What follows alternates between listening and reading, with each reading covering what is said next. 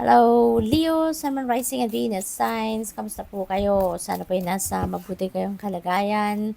Welcome back po sa Star Tarot. And kung bago kayo rito, welcome din po kayo. And please subscribe, like, share my videos po. And leave me a comment kung naka-resonate po kayo. So, paunang mensahe po ninyo for today is 10th. May temporary situation. No? So, you know pretty much kung ano to, kung if this message resonates with you. But alam naman nating lahat, no, na lahat ng pangyayari sa buhay natin, lahat ng mga nagaganap sa paligid natin, those are just temporary. Kaya kung ano man ito, you know, this is not the permanent thing yet para sa iyo. Kaya tiyaga-tiyaga lang, no? Konting tiyaga lang, pasasaan ba at makukuha mo din or mahahanap mo din yung kumbaga mai-enjoy mo talaga, no, na bagay, na lugar, or na ginagawa mo for quite some time, no. Since this is a tent, pwedeng shelter ito, pwedeng tirahan ito, pwedeng bahay, no. Baka temporary lang kayo dyan, baka nasa transient house kayo, o baka umuupa lang kayo, no, for few months, no, for few weeks sa tinitirhan ninyo. So, pwedeng ganon, no? Baka nagpe-prepare pa kayo ng permanente ninyong titirhan. What else? We have ink pot, problems to be resolved. Okay? At maganda ang pagkakasabi, problems to be resolved. Kasi lahat naman talaga ng problema, nasusolusyonan natin. Diba? Lahat ng problema, may katapat yan na solusyon. Kaya, yung mga problema na to, ay kailangan ninyong resolbahan, 'di ba? Para makapag-move on na kayo from this. So, whatever this problem is, wag kayong mag-alala. Okay? Do not worry.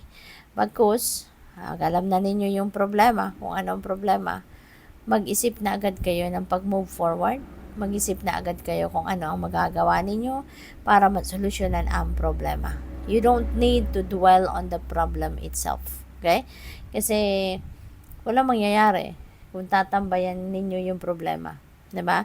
Kung hindi kayo gagawa ng paraan para makaalis kayo sa problemang yan, hindi kayo didiskarte, so matatagalan kayo dyan. Kaya ang maganda rito, kung ano yung problema, na-find out nyo na kung ano ang problema, isipin nyo na agad, no, kung paano ninyo ito susolusyonan. Okay? Para na makaalis agad kayo sa sitwasyon na yan. So, what else? We have hot. You will be playing a different role. Yan. So, pwedeng sa trabaho to, pwedeng may promotion dito, pwedeng may lateral movement dito, malilipat lang kayo ng ibang department, kunyari sa trabaho. Not necessarily na mayroong karagdagang sweldo, karagdagang benefit. So, pwedeng trabaho lang ang maiba, role lang ang maiba, pwedeng ganun. Pwede rin naman na promotion talaga. Or, pwede rin ang iba sa inyo rito, no? Baka magkakapamilya na. So, maiiba na yung role niyo. Hindi na kayo yung boyfriend, girlfriend. 'Di ba? Baka magiging nanay at tatay na kayo. Or magiging mag-asawa na kayo kung magpapakasal na. 'Di ba? So, that is also possible. What else? We have peacock. Beware of great pride. Alam mo kung bakit? Kasi wala namang naitutulong sa atin ang pride. Kung papairali natin ang pride, mas lalong masisira, no, yung relasyon natin. Kahit anumang klaseng relasyon, whether sa kaibigan, sa kapamilya, sa person ninyo, at kahit anong klaseng relasyon, yung pride, kung yan ang papairali natin, nakakasira. Hindi yan nakakatulong na mabuo, no, ang isang relasyon na medyo may rough patch na pinagdadaanan. Kaya as much as possible, alisin natin yan, no? We have younger woman, dealings or relationship with a younger woman. So, this could be someone na mas bata sa'yo.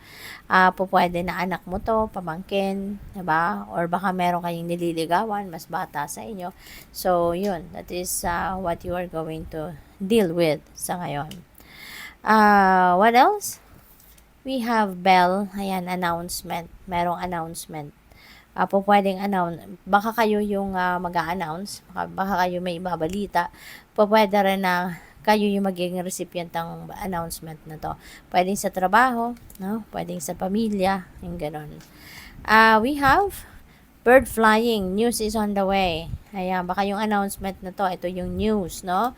Na paparating. So, may mga balita dito na paparating sa inyo.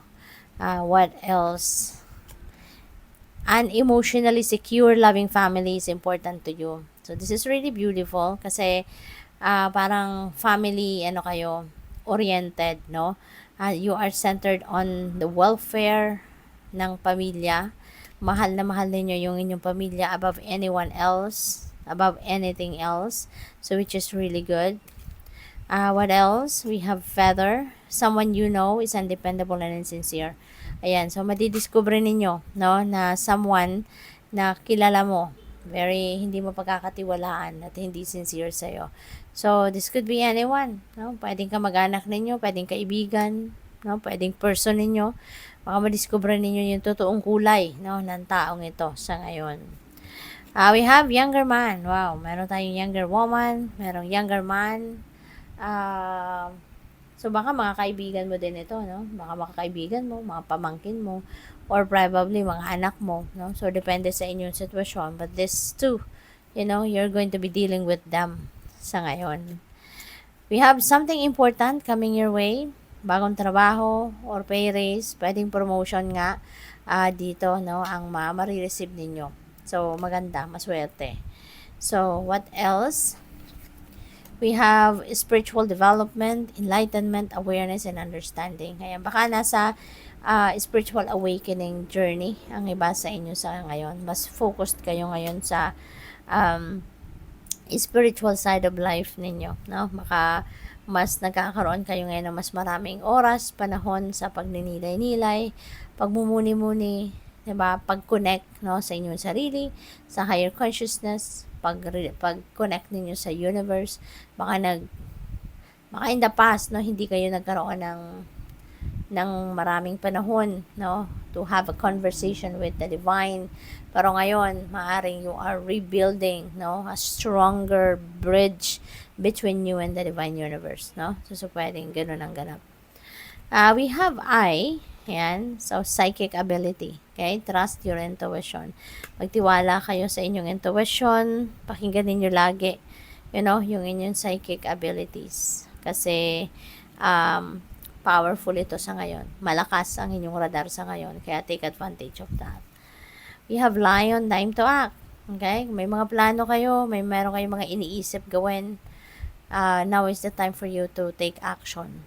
Kasi, kahit magandang ideya, kahit magandang plano, if hindi kayo gagawa ng paraan para makuha ninyo yan, edi wala ding mangyayari. Hindi ba? Kaya sa ngayon, baka may mga opportunities na kumakatok na sa'yo that can support you para ma-achieve mo kung ano man yung mga goals ninyo, gawin nyo na.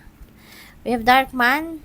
You're going to be dealing with or you have a relationship with a man with dark complexion or hair. Ayan. So, maraming tao ngayon ang pwede ninyong kakausapin, pwedeng kakatransaction na ninyo, no?